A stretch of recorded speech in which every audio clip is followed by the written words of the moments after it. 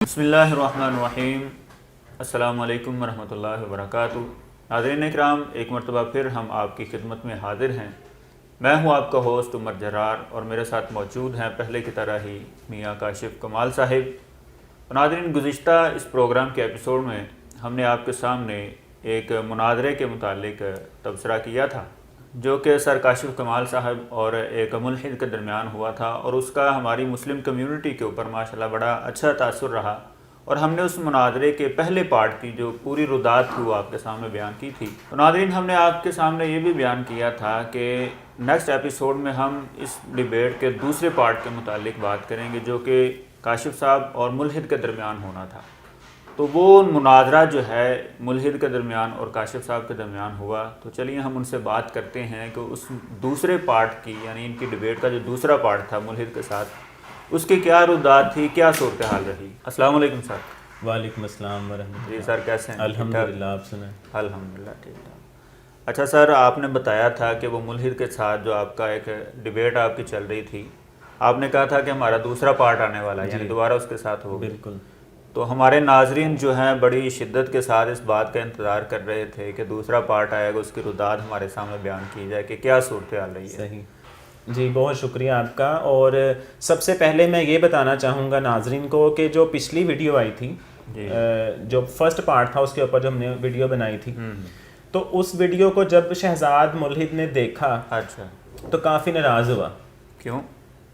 Basically وجہ یہی تھی ناراضگی کی کہ ایک تو اس کا جو تھا وہ اصلیت سامنے آ چکی ہوئی تھی، اور دوسرا ان کو سیکیورٹی ایشوز ہوتے ہیں اچھا، ملحدین کو، ایتھیسٹ جو لوگ ہیں۔ ہم نے تو اس کی کوئی ویڈیو وغیرہ یا تصویر بھی نہیں تھی لگائی۔ ہاں جی، جب میری اس سے بات ہوئی تو میں نے اسے یہی جواب دیا کہ دیکھو، ابھی تو ہم نے آپ کی کوئی تصویر، جبکہ ہمارے پاس اس کی تصاویر تھیں، اچھا، وہ بھی نہیں اس کے اوپر لگائی ہے، صرف اس کا نام لیا اور پوری آڈیو بھی نہیں چلائی، صرف اس کے 2 میرے خیال میں وائس میسج اس ویڈیو کے اندر ہم نے شامل کیے تھے۔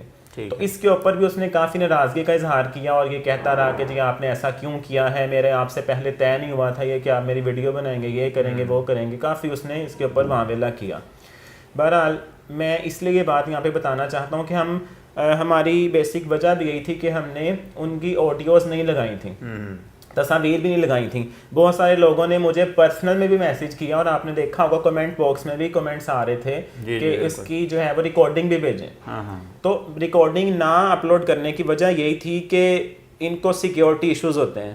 اگر ہم ریکارڈنگ اپلوڈ کر دیتے تو شاید وہ اس سے زیادہ جو ہے نا وہ ناراضگی کا اظہار کرتا اور زیادہ مسائل پیدا ہوتے، تو کیونکہ انہیں سیکیورٹی کا بہت زیادہ مسئلہ ہوتا ہے، اس لیے ان کی ریکارڈنگ، ان کی تصاویر، ان کی خود کی ویڈیوز، ان کا چہرہ ہم سامنے نہیں لا سکتے میڈیا پہ۔ تو ایک بات یہ کلیئر کرنی تھی۔ دوسری بات آپ نے یہ پوچھی تھی کہ ڈیبیٹ کا سیکنڈ پارٹ کیسا رہا، تو الحمدللہ وہ پہلے سے بھی بہت اچھا رہا۔ صحیح۔ جو فرسٹ ڈیبیٹ تھی، فرسٹ پارٹ میں اس نے اینڈ پہ 2 سوال چھوڑے تھے جس سے ہم نے آگے چلنا تھا۔ ان میں سے پہلا سوال یہ تھا کہ سورہ ہود میں اللہ تعالیٰ نے آیت نمبر 7 کے اندر فرمایا کہ اس نے زمین و آسمان کو تخلیق کیا 6 دن میں، اور اس وقت اس کا عرش پانی پر تھا، یعنی زمین و آسمان کی تخلیق سے پہلے اللہ کا عرش پانی پر تھا۔ یہ ذکر قرآن مجید میں آیا۔ صحیح۔ اس کو اعتراض اس پر یہ تھا کہ جب کائنات وجود میں آئی ہی نہیں تھی، یہ زمین و آسمان بنے ہی نہیں تھے، تو اللہ کا عرش کس جگہ پر تھا؟ اگر وہ پانی پر تھا تو زمین تو تب تھی نہیں، تو پانی کس جگہ پہ تھا جس کے اوپر تخت تھا؟ صحیح۔ اس کو یہ اعتراض تھا۔ میں نے اس سے یہ پوچھا کہ مجھے سب سے پہلے شہزاد بھائی آپ یہ بتائیں کہ بگ بینگ ہونے سے پہلے، کائنات کی تخلیق سے پہلے کیا چیز تھی؟ اس نے کہا جی پہلے انرجی تھی، یعنی کہ ان کا یہ نظریہ ہے کہ بگ بینگ کے تھرو ساری کائنات بنی ہے، تخلیق ہوئی ہے، تو اس سے بھی پہلے، کائنات کے بننے سے بھی پہلے انرجی موجود تھی۔ اچھا۔ میں نے اس کو کہا آگے سے کہ بھائی جان جس چیز کو آپ انرجی کہہ رہے ہیں نا، قرآن مجید میں اللہ تعالیٰ سورہ فصلت میں آیت نمبر 11 کے اندر اللہ تعالیٰ پہلے ہی فرما چکے ہوئے ہیں کہ زمین و آسمان کی تخلیق سے پہلے دھواں تھا۔ اچھا۔ اور سائنس خود یہ مانتی ہے، سائنس کا خود یہ کہنا ہے کہ بگ بینگ ہونے سے پہلے، اس پوری یونیورس کے بننے سے پہلے کاسمک ریز موجود تھیں، جن کو قرآن مجید نے کاسمک ریز کو دخان کا ورڈ دیا۔ اب میں دونوں کو میچ کیوں کر رہا ہوں؟ کیونکہ سائنسدان خود یہ کہتے ہیں کہ ہم ان کاسمک ریز کو ٹھنڈی ریز نہیں کہہ سکتے، نہ تو ہم انہیں کوئی ٹھنڈی لہر کہہ سکتے ہیں، بلکہ وہ گرم قسم کی شعاعیں تھیں جو کہ انرجی کی صورت میں موجود تھیں، اور وہ گرم تھیں۔ تو قرآن مجید اس کے لیے بڑا ہی بہترین ورڈ استعمال کر رہا ہے، دخان۔ سورہ فصلت سورۃ نمبر 41 آیت نمبر 11 کے اندر اللہ تعالیٰ نے یہ بات فرمائی ہے. یعنی سائنس جو چیز آج بیان کر رہی ہے جی قرآن مجید نے 1400 سال پہلے ہی بتا دی. اور یہ ایک اور بڑی دلیل ہے اس بات کو سچ ماننے کے لیے کہ قرآن مجید ایک الہامی کتاب ہے, کیونکہ اس ٹائم پہ کوئی سائنسدان نہیں تھا جو یہ بتا سکتا کہ زمین و آسمان کی تخلیق سے پہلے کوئی گرم شعائیں تھیں, دھواں نما کوئی چیز تھی. وہ تو اب سائنس نے ثابت کیا. تو میں نے اسے بہرحال یہ جواب دیا. اب وہ آگے سے چپ. پھر اس کا کہنا تھا کہ اچھا جی مجھے یہ بتائیں. اس نے تو یعنی اس کا جواب نہیں آگے دیا, اس نے نہیں دیا آگے سے جواب, بس ٹال مٹول کرتا رہا اور اپنی بات پہ, وہی پانی والی بات پہ رہا کہ جی مجھے بس یہ بتائیں کہ پانی کہاں ہے. تو اصل میں جو میں نے اس کو ریز کے بارے میں, دھوئیں کے بارے میں بات کی تھی, اس کا مقصد یہ تھا, میں نے پھر آگے سے اس کو یہ جواب دیا کہ جس کو تم خود مان رہے ہو کہ کاسمک ریز تھیں, کوئی شعائیں تھیں انرجی کی شکل میں, اور قرآن اس کو دھواں کہہ رہا ہے. اور اس کی اطلاع کے لیے پھر میں نے عرض یہ کیا کہ سر جو پانی ہے اس کی اصل کیا ہے. پانی کی اصل ہے ہائیڈروجن اور آکسیجن گیس. صحیح, ٹھیک ہے. پانی کا فارمولا ہوتا ہے H2O. H2O میں اب کیا چیز ہے, اس میں پانی کے ایک مولیکیول کے اندر ہائیڈروجن کے 2 ایٹم اور آکسیجن کا 1 ایٹم موجود ہوتا ہے. ان دونوں گیسز سے مل کے پانی بنتا ہے. اور پانی کا ایک قطرہ اگر آپ دیکھیں تو اس میں لاکھوں کے حساب سے مولیکیولز موجود ہوتے ہیں, اور ان مولیکیولز کی اصل ہائیڈروجن اور آکسیجن گیس ہوتی ہے. تو میں نے کہا کہ جب تم خود مانتے ہو کہ بگ بینگ سے پہلے کاسمک ریز تھیں, شعائیں تھیں, انرجی تھی, اور وہ جو شعائیں تھیں, وہ جو گیسز تھیں, وہ کس چیز کا مکسچر ہے. ان گیسز کے اندر ہائیڈروجن اور آکسیجن بالاولا موجود تھی, آٹومیٹیکلی تھی نا. تو پھر اگر ہائیڈروجن اور آکسیجن بگ بینگ سے پہلے موجود ہو سکتی ہیں تو پانی کیوں نہیں موجود ہو سکتا, جبکہ پانی کی اصل ہے یا ہائیڈروجن اور آکسیجن. پھر آگے سے چپ ہو گیا. پھر بار بار اسی بات پہ رہا کہ نہیں جی مجھے بتاؤ پانی کی نوعیت کیا تھی, پانی کس طرح کا تھا, وہ کہاں پہ رکا ہوا تھا, کہاں پہ ٹھہرا ہوا تھا. جب زمین ہی نہیں تھی, کچھ تھا ہی نہیں, تو پانی کس جگہ پہ فلوٹ کر رہا تھا, کس جگہ پہ بہہ رہا تھا. کہتا رہا کہ جی وہ ندی نالوں کی شکل میں بہہ رہا تھا, دریا میں بہہ رہا تھا, کیا کر رہا تھا پانی. میں نے کہا مجھے یہ بتاؤ کہ کیا پانی ہوا کے اندر یا خلا کے اندر نہیں رک سکتا, نہیں ٹھہر سکتا. آگے سے چپ.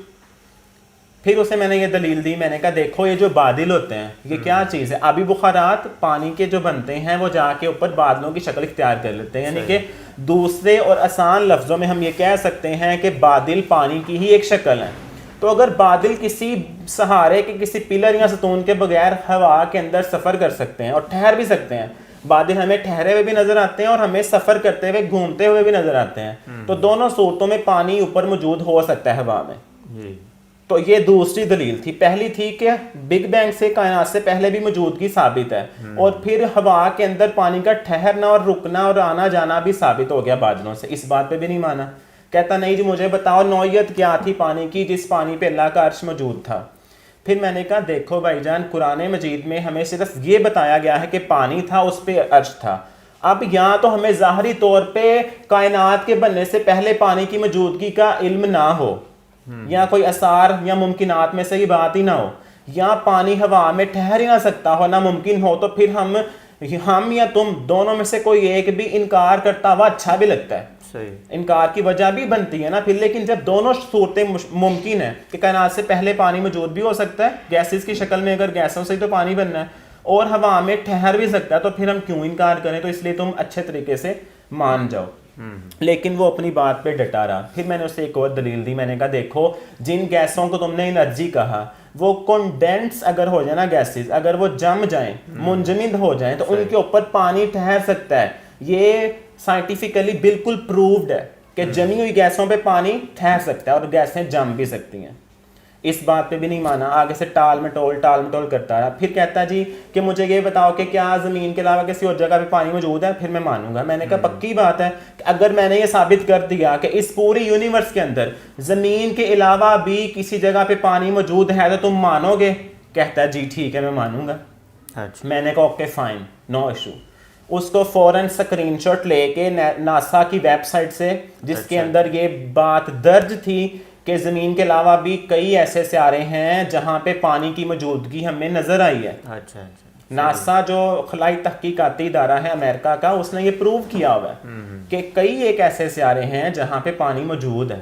اور صرف سیاروں کے اوپر نہیں بلکہ جو ہے نا خلا کے اندر گلیکسیز کے اندر بادلوں کے نشانات بھی ملے ہیں، ان کے اثار بھی ملے ہیں کہ پانی بادلوں کی شکل میں بھی موجود ہے خلا کے اندر. دونوں صورتیں ہیں.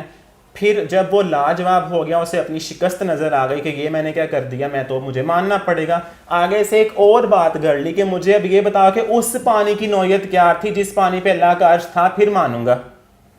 میں نے کہا تم مجھے یہ پہلے بتاؤ کہ ایک چیز ہوتی ہے گریوٹی، وہ ہم آنے والی ویڈیوز میں انشاءاللہ ضرور بتائیں گے گریوٹی کیا ہے، اس کو ہم اللہ کے وجود کے حوالے سے کس طرح یوز کریں گے، یعنی اللہ کے وجود کو ثابت کرنے کے لیے، اور گریوٹی کے بارے میں ڈیٹیلز ہم انشاءاللہ آڈینس کو دیں گے. لیکن اس وقت میں نے پوچھا کہ مجھے یہ بتاؤ کہ گریوٹی کی نوعیت کیا ہے. تم مجھے گریوٹی کی نوعیت بتا دو کیا ہے، اور میں تمہیں بتا دوں گا کہ اس پانی کی نوعیت کیا تھی. اب وہ بالکل ہتھیار پھینک چکا تھا، اسے نظر آ گیا تھا کہ میں تو گریوٹی کی نوعیت بتا ہی نہیں سکتا، کبھی مرنے کے بعد بھی نہیں بتا سکتا. ان کے سارے سائنسدان مل کے آ جائیں تب بھی نہیں بتا سکتے. صحیح، ٹھیک ہے. تو دونوں صورتوں میں وہ بالکل ہار چکا ہوا تھا، شکست اسے نظر آ گئی تھی. پھر اسے مجبوراً ماننا پڑا. اس نے اعتراف کیا، کہا اپنے منہ سے کہ جی ہاں میں مانتا ہوں کہ کائنات کے بننے سے پہلے، بگ بینگ کے ہونے سے پہلے پانی موجود تھا اور اللہ کا اس پہ عرش موجود تھا. صحیح، یعنی اس بات کو اس نے تسلیم کیا ہے، تسلیم کر لیا. اور وہ آڈیو بھی آپ کے پاس بالکل ہے، چلائیں آپ وہ آڈیو. چلیں جی، میں آپ کی بات سے میں ایگری کرتا ہوں، کیونکہ وہ لفظوں میں آپ نے مجھے گھیر لیا، اور اب میں سوچتا ہوں کہ مجھے اور مزید اپنا دماغ اس طرف حاضر رکھنا چاہیے. ٹھیک ہو گیا جی، میں آپ کی بات سے ایگری کرتا ہوں کہ ہو سکتا ہے کہ کائنات بننے سے پہلے پانی موجود ہو سکتا ہے بقول آپ کے، کیونکہ آپ نے مجھے لفظوں میں گھیر لیا. ٹھیک ہو گیا جی، آگے بڑھیں، اگلا سوال رکھیں ہم اپنا. جی تو ناظرین، آپ نے یہ اس ملحد کی آڈیو سنی ہے کہ جس میں وہ خود اعتراف کر چکا ہے کہ اللہ تعالیٰ کا عرش جو تھا پہلے بھی، یعنی کائنات کے بننے سے پہلے بھی آسمانوں کے اوپر، پانی کے اوپر موجود تھا. تو ناظرین، یہ ہمارا جو پروگرام ہے یہ آپ کے سامنے رکھنے کا اور اس ڈیبیٹ کی مکمل رداد آپ کے سامنے بیان کرنے کا ہمارا مقصد یہ ہے تاکہ وہ پوائنٹس جو کہ سر نے اس ملحد کے سامنے بیان کیے اور وہ لاجواب ہوا اور بات تسلیم کرنے پر مجبور ہوا، یہ اصل میں ہمارا یہ پروگرام آپ کے سامنے رکھنے کا مقصد یہ ہے تاکہ یہ پوائنٹس آپ کے سامنے آئیں اور آپ بھی ان لوگوں کا منہ بند کر سکیں اور ان کو سائنسی طور پر، عقلی طور پر اور قرآن و حدیث میں سے دلائل ان کے سامنے پیش کر کے ان کی اس فتنہ انگیزی کو ختم کر سکیں. تو سر آپ مزید ہمارے ناظرین کے سامنے کچھ کہنا چاہیں گے؟ جی میں بس یہی کہنا چاہوں گا ناظرین کو کہ ملحدین کی اصلیت سب کے سامنے آ چکی ہے اور سب جان چکے ہیں کہ ان کے پاس کچھ نہیں ہوتا سوائے ان 2-4 جملوں کے جنہوں نے سنے ہوتے ہیں اپنے سائنسدانوں سے. تو الحمدللہ حق کی ہمیشہ فتح ہی ہوتی ہے اور اللہ نے ہمیں فتح نصیب بھی فرمائی. اچھا سر، یہ ایک میں اور بھی ناظرین کے سامنے بات بیان کرتا چلوں کہ انشاءاللہ العزیز ہمارا یہ جو سلسلہ ہم نے شروع کیا ہے، یہ جو پروگرام کا، تو اسی پروگرام کے اندر ہم انشاءاللہ ان کے ملحدین کے تمام اعتراضات جو ہیں اسلام کے اوپر جو کیے جاتے ہیں، قرآن و حدیث کے اوپر جو ان کے اعتراضات کیے جاتے ہیں، تو وہ سارے ہم آپ کے سامنے انشاءاللہ بیان کیا کریں گے اور انشاءاللہ یہ پروگرام، یہ سلسلہ جو ہے ہم انشاءاللہ آگے لے کر چلیں گے انشاءاللہ. تو سر کاشف کمال صاحب جو ہیں انشاءاللہ ہمارے ساتھ ہوا کریں گے اور ان تمام اعتراضات کے جوابات جو ہیں آپ کے سامنے رکھا کریں گے. تو ہمارے ساتھ رہیے گا. آج ہمیں اجازت دیجیے. والسلام علیکم ورحمۃ اللہ وبرکاتہ.